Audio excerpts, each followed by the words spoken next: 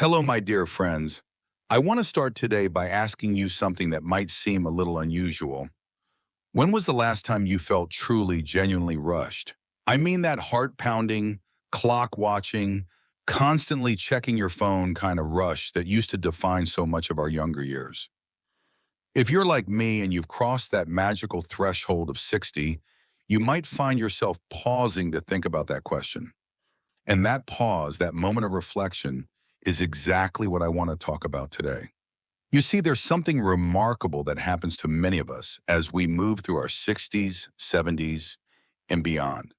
Something that our youth-obsessed culture often misunderstands, or frankly, completely overlooks. We begin to discover what I like to call the gift of slowing down. And I'm here to tell you today that this isn't just a consolation prize for aging. It's not something we settle for because we can't keep up the frantic pace we once maintained. No, my friends, slowing down after 60 is actually a superpower. And I want to share with you why I believe this so deeply. Think back with me for a moment to your 30s and 40s. Remember those years? I certainly do. I was constantly in motion, always rushing from one thing to the next. My morning started with the jarring sound of an alarm clock, and I'd hit the ground running, literally and figuratively.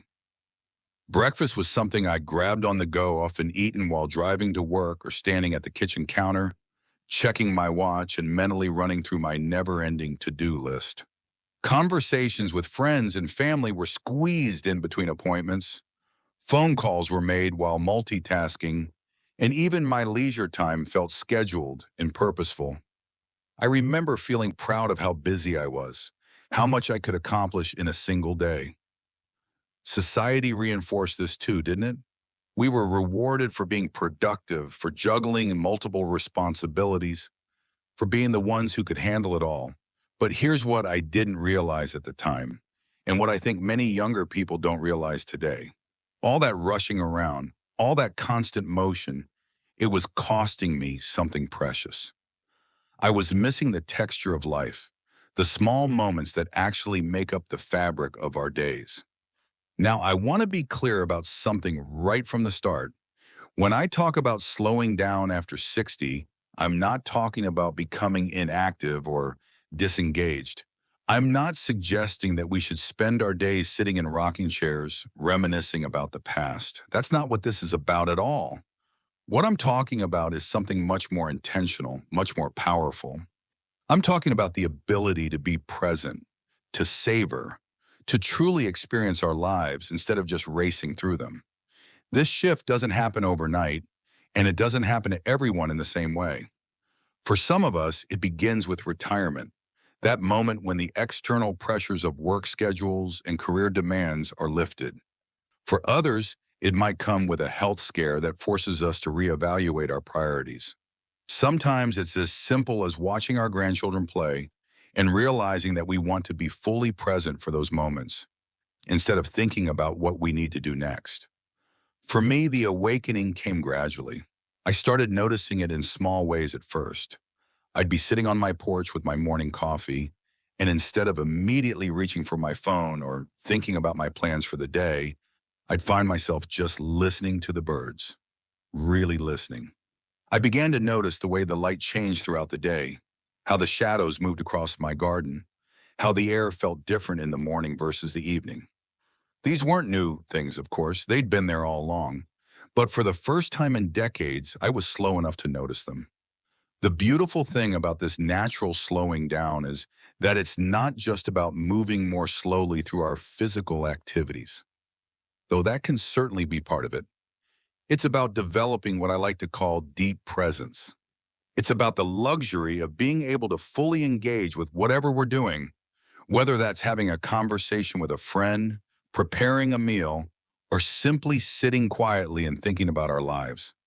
I remember one afternoon, maybe 2 years ago, I was making lunch for myself. Nothing fancy, just a simple sandwich.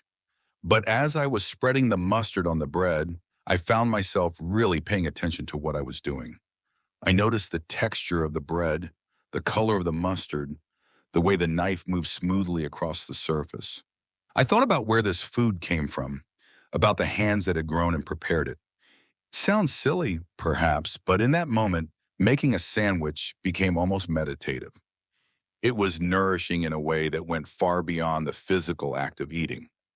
This is what I mean when I say that slowing down is a superpower. It's not about doing less. It's about experiencing more. It's about depth instead of breadth, quality instead of quantity.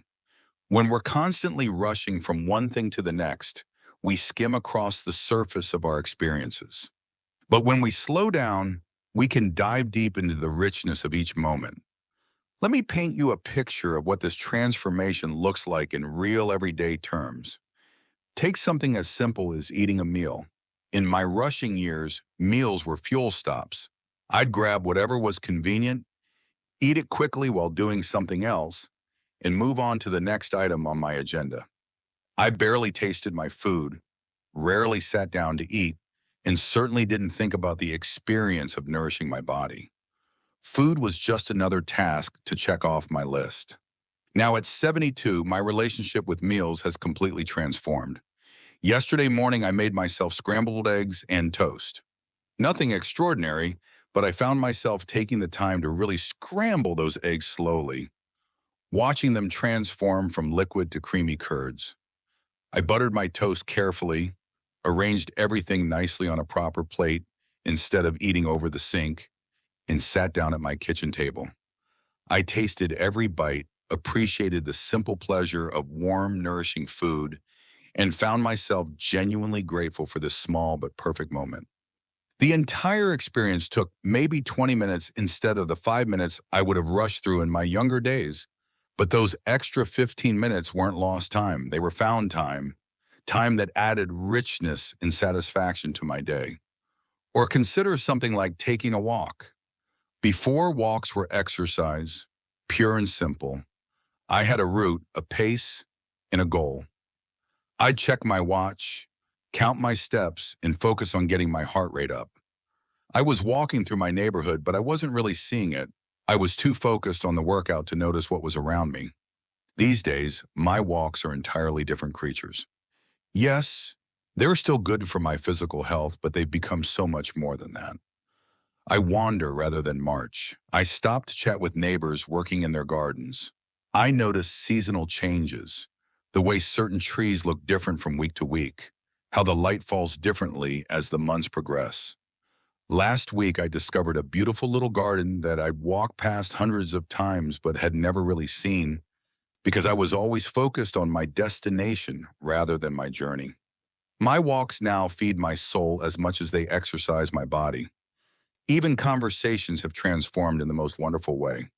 In my busy years, conversations often felt rushed, squeezed between other obligations.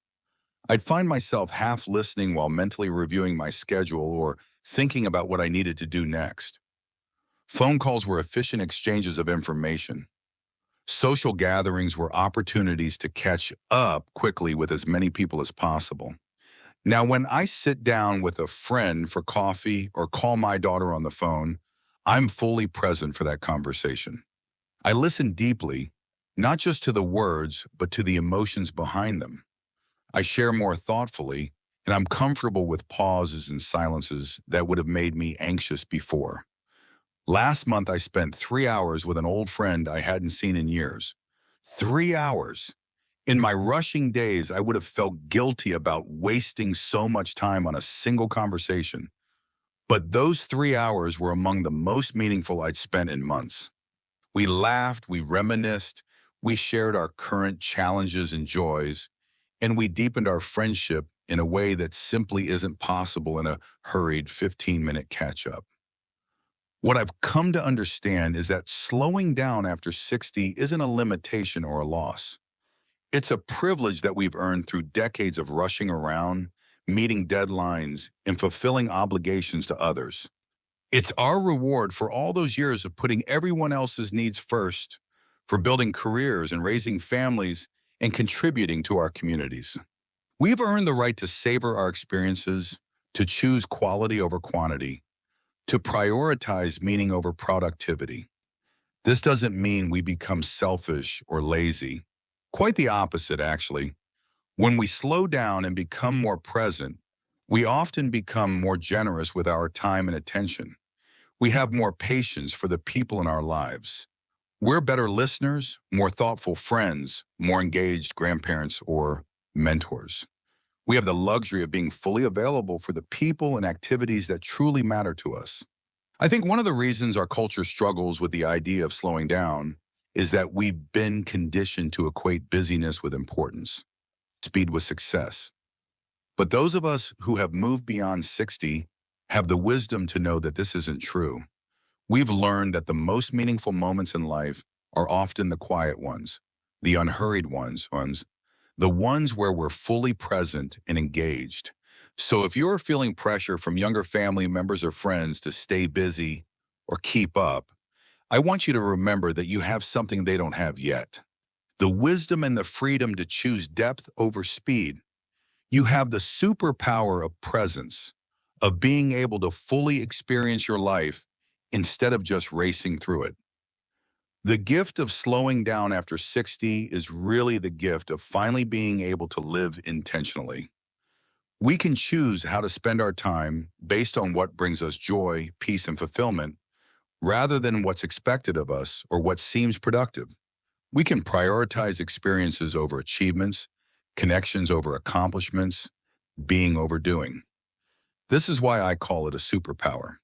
In a world that's moving faster and faster, the ability to slow down, to be present, to savor our experiences is incredibly valuable and increasingly rare. We who have learned to embrace this slower pace aren't falling behind.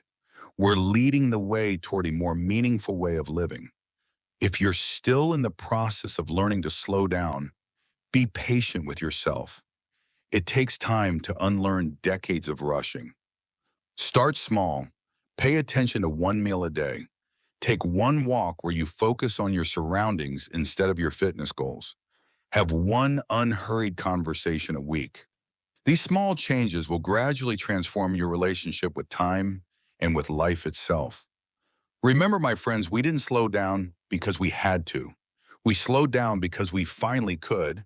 And in doing so, we discovered that the best parts of life aren't found in the race, but in the pauses between the steps. If this message resonated with you today, I'd love for you to share it with someone else who might need to hear that slowing down isn't giving up. It's growing wise.